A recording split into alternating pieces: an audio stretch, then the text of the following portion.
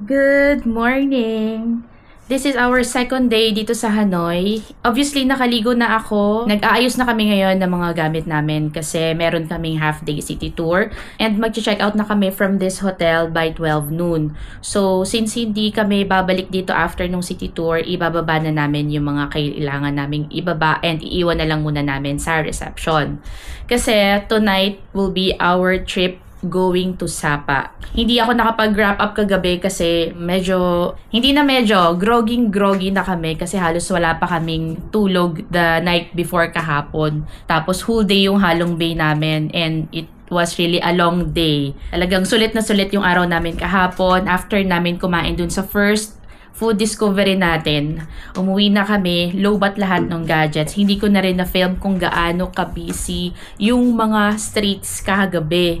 Diyan, malapit lang dito sa hotel. Actually, yung street din ng hotel namin, ang daming tao. Grabe guys, ang daming turista. Pag Friday yata, sinasara dito yung mga roads. And binibigyan nila ng chance yung mga tao na makapag-unwind. Well, you really have to visit this place kung gusto mo or kung mahilig ka sa nightlife. Ang ganda dito, ang saya dito guys. Hindi ko lang na-videohan kagabi. Medya lang yung mga nakunan kong tao. Pero guys, yung ibang mga streets, yung mga dinaanan naming streets going to our hotel, ang traffic talaga. Like, traffic na mga tao kasi nagkakagulo sila doon. Nakaupo sila, nag-iinom. Sa mga tabi-tabi lang, ganun lang kasiyahan dito mga kapatid. So, tatapusin lang namin to lahat and then bababa na kami. We have to be really early today. 5 o'clock ako nagising, kaya naligo na rin ako na maaga. Kasi bago yung city tour namin, which is 8 o'clock later, kailangan namin matikman yung isa sa mga coffees sa list ng food discoveries natin. Kaya let's go. To show you guys, this is my outfit for our city tour. So, partneran natin siya ng polo na to for a millennial look. Yeah, nabili ko to sa Shopee guys and it's very nice. Very nice polo.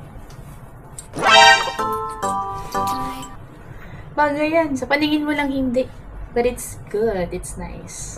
Hindi niya matiis yung utot ko. Grabe. Ganun niya ako kamahal. Ano tawag dun? Acidic type?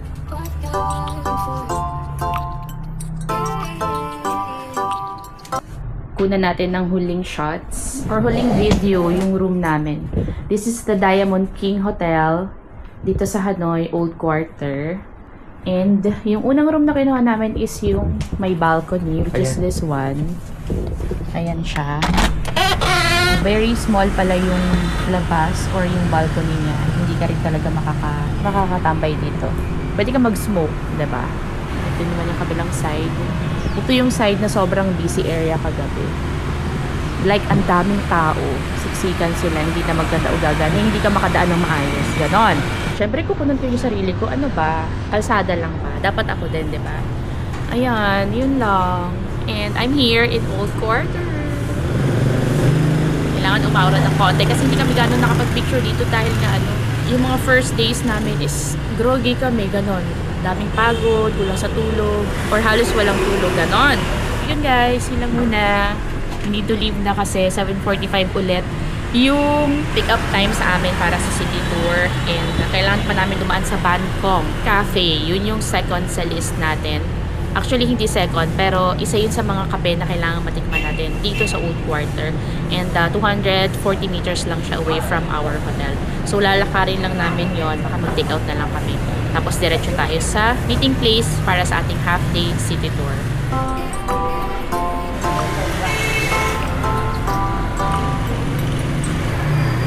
Hi guys! Ito yung street sa likod namin. Cute na mga building dito. Medyo ano pa siya, French-inspired. And very minimalist lang talaga yung mga rooms. Like, bakit ka kasi kukuha ng napakalaking kwarto eh, hindi ka naman mag-stay doon, di ba? Sarap! Bye muna for now, Old Quarter. Babalik kami dito after namin magsapa. Diyan lang sa paling. Ito yung other part ng hotel sa second floor. Parang meron siyang conference room. Good morning! Ito yung hotel sa morning. Ito yung pinaka-lobby niya. Kunan natin ng video. So, ito yung pinaka-reception or lobby area ng hotel natin. And ito yung labas. Very cute. Hindi ganun kalaki, but it's really giving a very nice facility and maganda yung service nila dito. Maganda yung accommodation. Ito yung pinaka-reception. The stairs. Ayan. So, lalabas na kami para dumaan muna sa kapihan. Morning na kasi ako pwede mag-coffee. Lalakarin lang natin to guys. Let's go. Yung meeting place.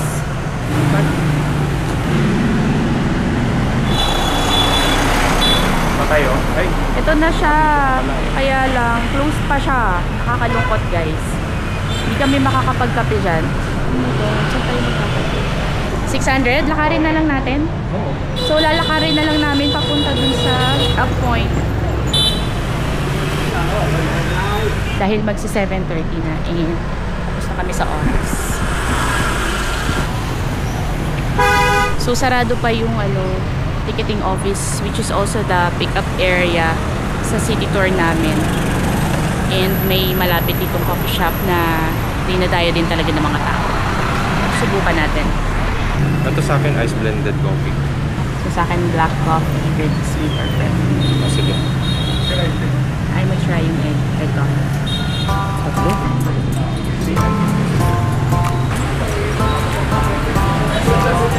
Ito sa akin. And ice blended naman ko.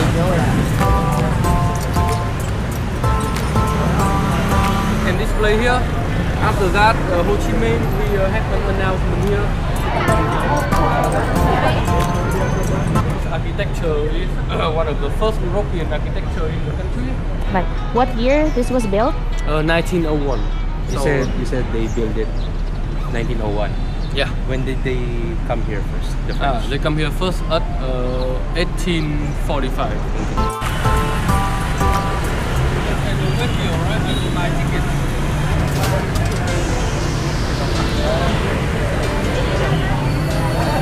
So, ito na yung second destination natin for our half-day city tour, ang Temple of Literature, which is one of the oldest university dito sa Hanoi.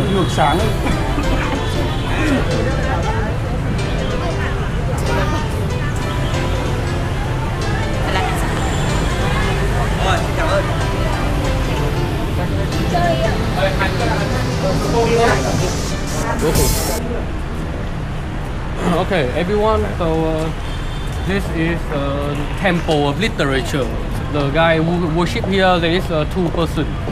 One is Confucius, the famous Chinese philosophy, and second is the headmaster of this school, which is the greatest teacher in Vietnam. Right. And when you go inside, you have to turn it on the other side, and we're walking in the middle of two languages.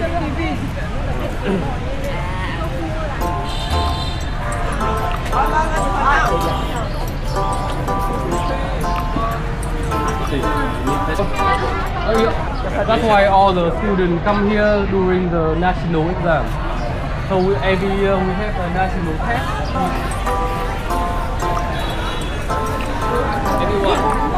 So these are the name of the people that were successful in the dynasty.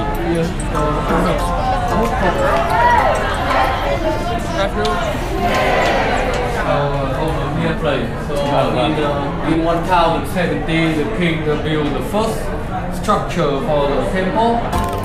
This is how it is. That's it.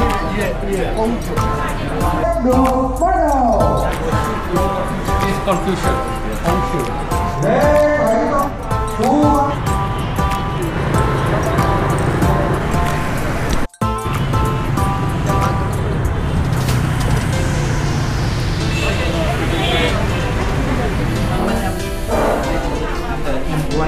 House serving house and sitting.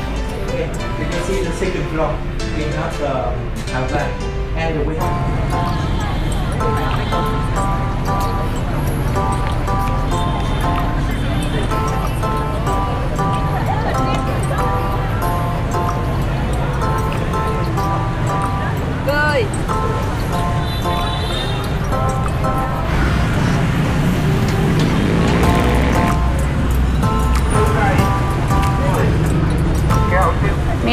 have number 11 and 12.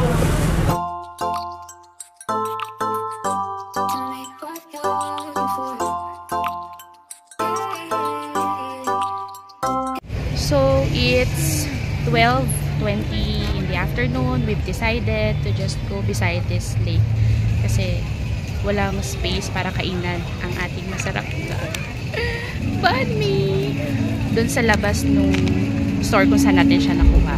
So verified naman na ito ay isang authentic and talagang masarap na banh mi dito sa Hanoi na verify natin with our tour guide Brian. So let's taste this. So, yung in-order pala naming flavor, si Jowa, kinuha niya is number 11. Char siu yung kanya and yung sa akin is the best seller special mix. About the bread. Different dun sa natikman natin kahapon na morning. Sarap to. Yan po. Okay, so ito na yung pinaka-lunch namin for today. Kain muna. Ikaw naman. Mamaya mo na yung stop. Ikaw naman. Naubusan kami ng battery dun sa action camera na dala namin, kaya cellphone to. So nanginginig-nginig yan dahil pasmado ang mga matatanda. Charot. O yan, si Jowa, yung kanya special mix sa akin char siu. Sobrang saya kasi sa mga Asian vloggers ko lang to napapanood. And doon ko talaga nalaman, guys, na isa ito sa pinakamasarap na banh mi dito sa Hanoi. And finally, matitikman na natin. Sa wakas. So, when you go to Hanoi, alam nyo na kung ano yung isa sa mga banh mi na titikman natin. Yes po, sa wakas. Kain. First bite? Anong masasabi mo? May masasabi ka ba? Iba yung tinapay. Kain muna kami. So, busog na ako. Natapos na kami kumain ng banh mi. Wala kaming mapagkumperan din sa banh mi kasi ito pala yung first ever banh mi namin. Meron pa ba tayong ibang banh mi na titikman? Wala na, diba? So, isa lang yun na na-verify namin with the Brian, our tour guide kanina sa city tour.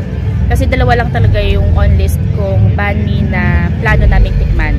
The first one was cancelled kasi nga hindi siya verify ni Brian na authentic. So ngayon, kailangan namin magpunta sa Tom's Cafe. Sa Tom's Cafe, yung pick-up area sa amin, going to Sapa from Hanoi. So ngayon, kailangan muna namin ma-check doon kung merong available na hostel na good for short stay lang. Kasi 12 noon kanina, check out time na namin dun sa hotel. And kailangan namin mag-freshen up at the end of this day bago kami talagang magbiyahe mamayang 9:30 ng gabi. And then we will proceed back to our hotel na kasi kailangan namin mag-charge ng battery and kailangan namin kumuha ng baterya ng Ace Pro dahil may nakaiwan ng baterya. So hindi na namin ganong na-videohan yung ibang tourist attraction during our sim tour kanina. So let's go. So magjajawak lang kami going to Diamond King Hotel dahil sa kanya, siya yung nakaiwan ng mga baterya. Nanginginig-ginig ako kasi cellphone to at wala akong dalang tripod for the mobile phone. Ayan. So, andito pa kami sa gilid ng lake. Dito kami kumain ng banh mi. And this will be a 10-minute walk and hindi ko kakayanin mag-hold ng cellphone ng ganun katagal. So, see you again later. Kaso lang on our way going to Tom's Cafe, nadaanan namin yung entrance ng Red Bridge. So, stop over muna kami dito for a while.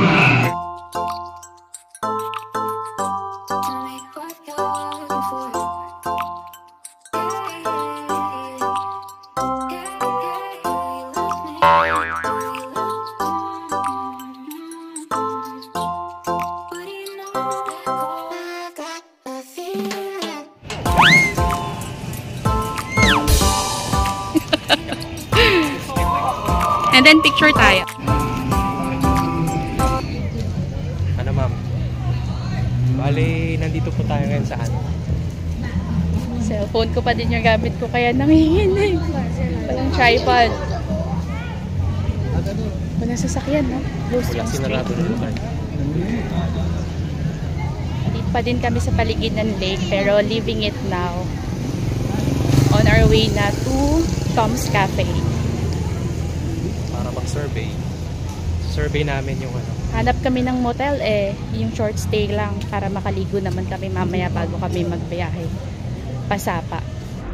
Hi everyone, I'm back and nandito na kami ulit sa hotel. Gamit ko na ulit yung action camera kaya wala nang galaw-galaw yan. Nag-chill lang kami, medyo nagre-rest kami. Naka 1 hour din kami kanina sa labas from Hokkien or yung area ng lake. Naglakad-lakad kasi kami tapos pinuntahan namin yung Tom's Cafe nga yung pick up mamaya para sa Sapa trip natin.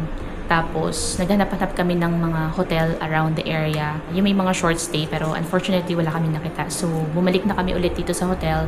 It took 1 hour din, no? Yung mga paglalakad namin sa labas. But, from our last stop there, nag-grab na kami. Luckily, nakakuha ako ng promo code dun sa Grab. It's 32,000, sweetheart, no? From 32,000 BND, Grab car to, ha? Nakuha na lang namin siya ng 7,000 BND. Wala lang, nagulat yung driver. Actually, may dalawang Grab car na nag-cancel sa amin. Siguro nakita nga nila na discounted yung price. Tinignan ko kasi sa motor kung pwede kami sa Grab bike. 14,000 BND isa. Ganon din yun kapag inad mo, di ba? Like, times 2. Magkahiwalay pa kami. So, nag-Grab car na lang kami for mas malamig na biyahe. So, yun, nag-rest lang for a while. Nag-charge, kinuha yung mga baterya. Lalabas kami ulit para sa aming isa na namang food discovery. Magpo-fa kami ulit kasi may isa pa kaming fan na validated ni Brian, the tour guide, na authentic and masarap daw talaga dito sa Hanoi. For the meantime, guys, kasi kanina naggaling kami, diba, sa Golden Lotus Silk. It's actually a shop wherein may makikita kang mga traditional Vietnamese dress. Pagawaan din talaga siya ng Vietnamese dress na gawa sa silk. Tapos may floor din doon na ayan. So, nag-stop na naman yung video ko dahil sa hand gesture. Lagi kasi akong gumaganyan. In-off ko na yung hand gesture. Okay. So, ito yung isa sa mga nakuha namin dun, guys, sa Golden Lotus Silk Shop. First time kong kakain ng chocolate na Vietnam made. Kumuha tayo nung may mga multi-flavors like fruit flavors. Vietnam is also masarap yung mga tropical fruits. And for sure, masarap to. And bestseller din daw talaga to, sabi nung personnel dun sa shop. And kumuha ako, guys, ng 58% cocoa chocolate. And one of the best sellers din daw to. First time ko talagang matitikman ng chocolate from Vietnam. And then, nakakuha tayo ng pampasalubong sa mga pamangkin ko. This is actually a yogurt chocolate cake.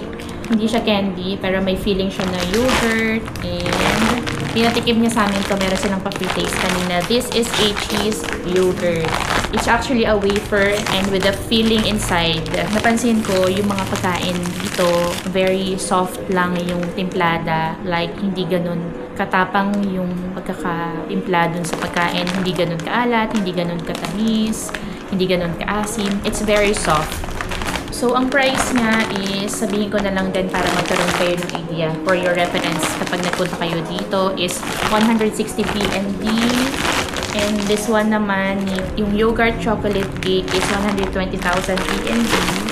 Yung fruit flavor chocolate is 370,000 BND. Medyo mahal siya. And 165,000 BND. Magkano lahat? So, yun lang lahat yung tsokolate, dalawang klase. Tapos, dalawa nito and dalawa nito. Ang total in peso nung nakuha namin, more or less, nasa 2,000 pesos. Since it's an exclusive shop, and nasa prime area din siya, which is dito sa sentro ng Hanoi. I think expensive to. Medyo may kamahalan. Possible na meron din ito, guys, sa mga supermarket or kung saan mang market meron dito sa place na pwedeng makuha na mas mura. Medyo kukulangan yung time namin kung mag-iikot pa kami ng bongga dito sa Hanoi para makahanap ng mga ganong klase na pwedeng ipasalubong. Kaya bumili na lang din kami doon. Hintayin lang natin matapos yung charge namin. And then, kakain na tayo dun sa isang pho. Kasama sa list nung food discovery natin. And then, after that, kapag may time pa kami, baka isang dessert din kami na nasa list din natin. And then, sana makakuha kami ng place where we could freshen up bago yung biyahe namin. Wala kasi kaming nakita kanina.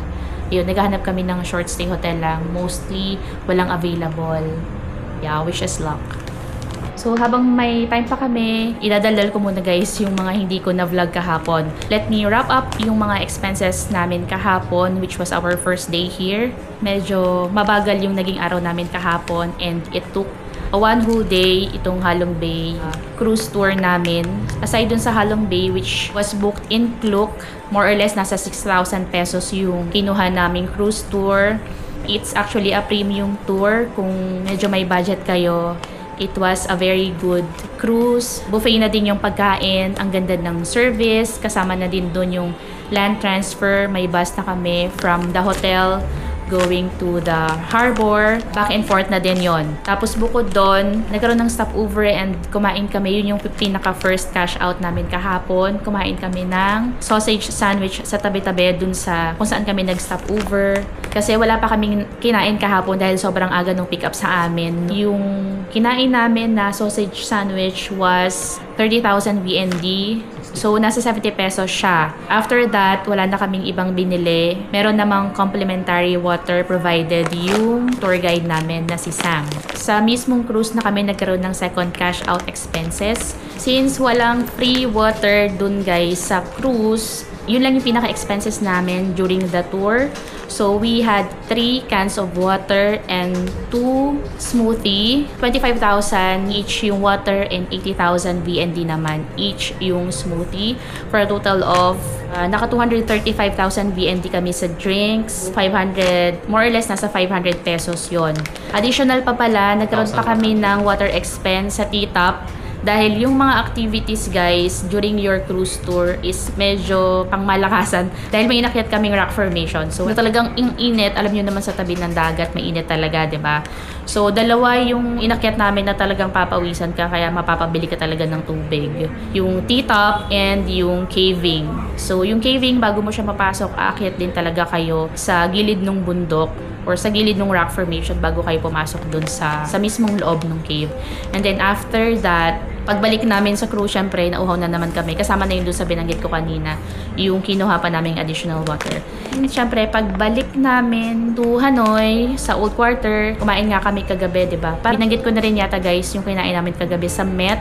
First pho sa list natin. Actually, yun din yung first dine-in namin dito sa Old Quarter. We had more or less 1,100 pesos or 480,600 VND total ng kinain namin kagabi. May expense din pala kami guys sa loob ng cave kasi merong picture taking doon. Parang sa Pilipinas, yung traditional na nagaganap na picture taking kapag ka nagtutour kayo. So, merong nag-offer ng picture dito sa sa loob ng cave. Bago kayo lumabas, naka-frame na yung picture ninyo. Either kukunin nyo or hindi, which is okay lang naman sa kanila, and may free keychain na din. Pag kinuha nyo na keychain lang, libre siya. However, kapag kinuha mo yung picture nyo na naka-frame, hindi ko lang mapakita. So, yung picture, dalawang pictures yon. How much? 100k isa yung picture. So, dalawa yung kinuha namin. Siyempre, maarte kami, diba? And syempre, remembrance yun, hindi namin alam kung maghahalong bay pa kami ulit, diba? Ayun, let's have more memories pa din, syempre. So, met na yung huli kagabi, guys. Kaya medyo malaki yung naging dinner namin kasi 3 yung dishes na in-order namin. Tapos, may dessert na din yon. 2 klase ng dessert.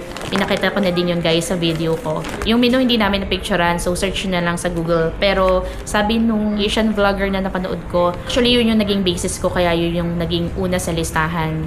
Hindi mo daw dapat ma-miss i-visit yung restaurant na yon or yung food shop na yon dahil they have the best food here in Old Quarter. Parang ang dami na naming expenses kahapon sa first day pa lang namin. So, today naman guys, sa aming second day, it's actually 3 o'clock in the afternoon. Yun nga, sabi ko, nag-chill kami. Ang mga naging expenses naman namin 6 morning is yung coffee namin kaninang umaga. Hinabol namin yung coffee bago yung pick up ng city tour namin. And we actually went to Bangkok Cafe.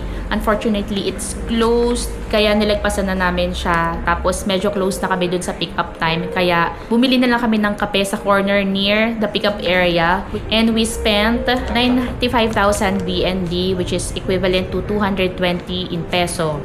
Masarap yung kape. Di ko siya napanood na masarap as per sa mga Asian vloggers, pero masarap yung kape. After that, nagkaroon kami ng water expense during our city tour dun sa isang temple na pinuntahan natin. So 10,000 VND yung tubig sa temple, equivalent to 23 in peso. After nung water, ito na nga yung naging next expense namin. Pagkabalik sa amin dito sa hotel, dumiretso kami sa Banh Mi, which is the Banh Mi Patikot. Nasa corner lang siya, may parang rotonda doon sa sentro, malapit sa lake. Dun yung Patikot. So, nabili namin siya sa halagang yung Banh Mi, 30,000 each. And kumuha din kami ng water, 10,000 VND each. For total of 80,000 VND. Yun na yung naging lunch namin kanina. And it was a very good Banh Mi, guys. Pag pumunta ka dito sa Hanoi, you have to try that one. Particularly from that store. So, yung naging lunch namin kanina na Banh Mi with water, ang total na is 185 in peso. Ang mura. The next expense after the Banh Mi is yun nga, nag-grab kami papunta dito sa hotel kasi more than 1 kilometer yun. Ang init maglakad. Yun, mainit sa Hanoi mga kapatid. So pag nagpunta kayo dito, kung comfortable ka mag-pants, you can wear pants, but please wear cotton fabric clothing kasi talagang mainit. Tapos kung talagang mainitin ka, magbaon ka na rin ng pamaypay or ng iyong mini fan. So 7,000 VND lang yung grab namin galing dun sa isang area going back here. Sobrang mura nun. So, second day pa lang, medyo may mga expenses na talaga kami bukod dun sa bookings namin sa Klook. Kasi DIY lang naman din kami. Kung medyo may budget ka, you can have an extra expensive tour dito sa Hanoi. Pero kami DIY kasi nga meron kaming gustong gawin na food discoveries. I forgot to mention, meron pala kaming additional expense which was yung tip namin sa cruise and sa tour guide namin kahapon sa Halong Bay. And the total of it was 100,000 VND which is equivalent to 200 pesos lang. So, both sa cruise and sa aming tour guide. Kasama na doon yung driver. Kasi ang ganda talaga ng serbisyo ng Klook ever since. Wala kang magiging problema. Yun yung kagandahan kapag kumukuha kayo ng tour service. So, kung may budget kayo, better na doon na lang kayo kumuha. Kasi kapag nasa actual tour na kayo, tapos magdi-DIY pa kayo, pati yung mga gagawin ninyong punta dito, punta doon, minsan, mas mapapagastos kayo. Tapos, yung oras nyo pa, masyadong makukonsume. So, sa amin kasi, kami yung mga nagka-travel na after kami, unang-una sa convenience and sobra yung value namin sa time namin. Kaya, instead of doing everything in DIY, kumukuha talaga kami ng services sa Klook, tapos partially, dini-DIY na namin. So, if you plan to travel like this, you really have to plan your tour. You really have to check the place, to check those things related sa mga gagawin ninyo during the tour. When it comes to hotel naman, kasama din yun guys sa dapat ninyong i-consider. Nasabi ko na yun sa earlier part ng Vietnam-related vlog ko. Itong nakuha naming Diamond King Hotel is sa Agoda. Kinonsider namin yung location niya in accordance dun sa food discovery na pinlano kong gawin. Siyempre, yun yung pinaka-highlight nung pagpunta namin dito bukod sa Sapa and Halong Bay Tour. Kasi guys, yung location ng hotel na to is very, very near sa busy streets dito na may mga inuman. Pero hindi talaga yun yung target namin. Pero andito talaga guys, malapit yung mga masasarap na kainan. Like walking distance lang yung nasa listahan natin.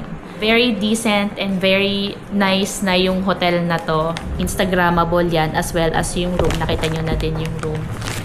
Yun. So, yun lang muna for now. Hinihintay lang namin ma-full charge yung mga gadgets. Tapos, lalabas na rin tayo for our... Banh Mi pala yung naging branch namin. Wala kaming naging official lunch. Kaya mag-early dinner kami ngayon. Sasamahan na rin namin ng dessert para hanggang Sapa travel na to guys. So, ayun. Mamayang 9:30 yung travel namin going to Sapa. I'll see you again later.